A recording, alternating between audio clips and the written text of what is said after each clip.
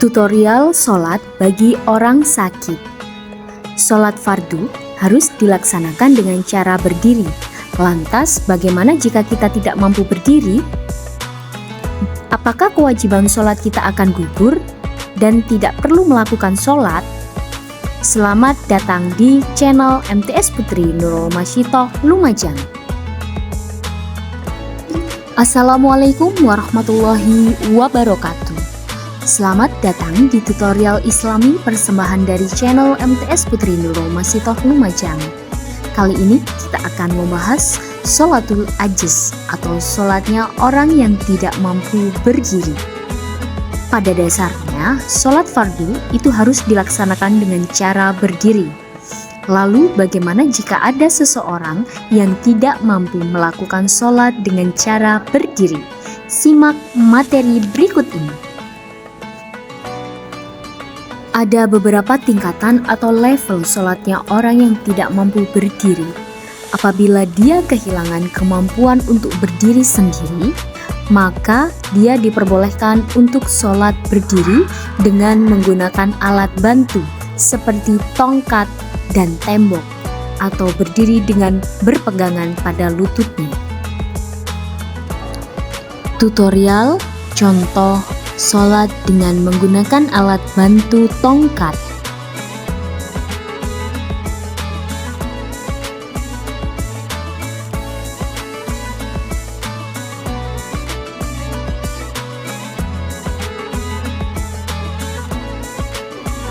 Contoh sholat dengan bersender ke tembok. Jika seseorang memang benar-benar tidak mampu melaksanakan sholat dengan cara berdiri, maka dia diperbolehkan melaksanakan sholat sambil duduk dengan cara apapun.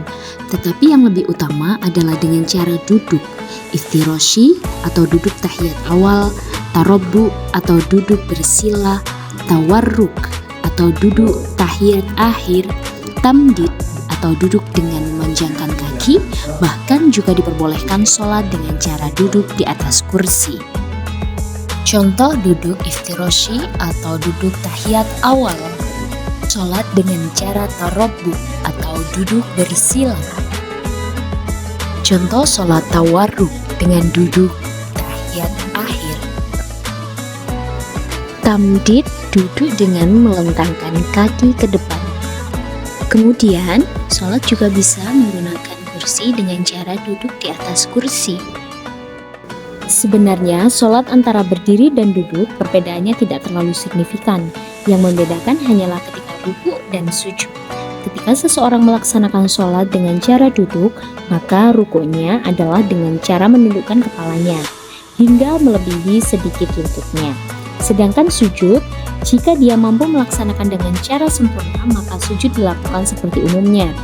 Namun jika tidak mampu, maka sujudnya dengan cara membungkukkan badan melebihi ketika waktu rukuk.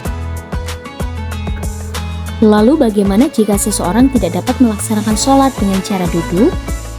Jika seseorang tidak mampu melaksanakan sholat dengan cara duduk, maka sholatnya dikerjakan dengan tidur miring ke kanan, dengan cara menghadapkan wajah dan badannya ke arah kiblat.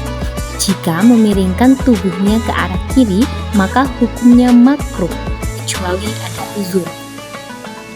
Lalu bagaimana cara rukuk dan sujudnya ketika posisi sholat miring?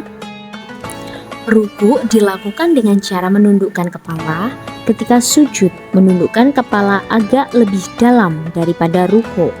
Lalu bagaimana jika seseorang tidak mampu melakukan sholat dengan cara tidur miring? Maka dia diwajibkan sholat dengan cara tidur terlentang. Dan yang harus diperhatikan saat melaksanakan sholat dengan tidur terlentang adalah, coba kalian perhatikan video berikut. Wajah dan telapak kaki harus menghadap kiblat. Kemudian wajib meletakkan bantal atau semacamnya di bawah kepala supaya wajah menghadap ke kiblat. Untuk rukuk dan sujudnya sama seperti ketika sholat dengan cara tidur miring. Namun ketika dia tidak mampu dengan menundukkan kepala, maka isyaratnya diganti dengan kedipan mata. Akan tetapi jika dia tidak mampu sama sekali, dia masih diwajibkan melaksanakan sholat dengan cara isyarat hati. Dari beberapa pemaparan yang sudah dijelaskan, kesimpulannya, selama kita masih mempunyai akal yang sehat, maka kita masih tetap diwajibkan melaksanakan sholat dengan cara apapun. Demikian tutorial Islami kali ini, like and share ke teman-teman kalian yang membutuhkan. Sekian dan terima kasih. Wassalamualaikum warahmatullahi wabarakatuh.